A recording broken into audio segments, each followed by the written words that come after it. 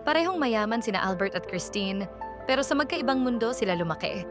Matagal na rin silang magkaibigan hanggang bumalik si Christine mula sa ibang bansa at biglang nag-cruise ang kanilang mga tadhana sa isang simpleng resibo ng pagkain sa pista. Nagulat si Albert nang makita ang pangalan ng magulang ni Christine sa listahan ng nag-donate para sa school fund. Doon nagsimulang maghinala ang isip niya.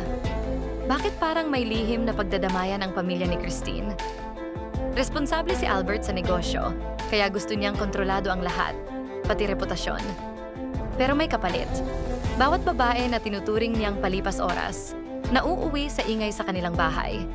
Samantala, si Christine tahimik lang, masunurin, pero hindi bulag.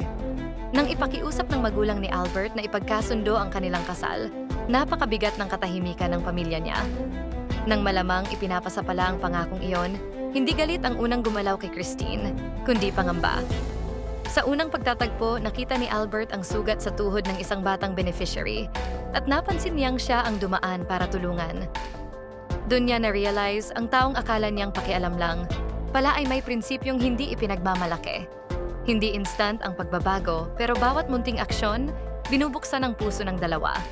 Hanggang mas pinili nila ang tunay na pagtingin kaysa sa pangalan.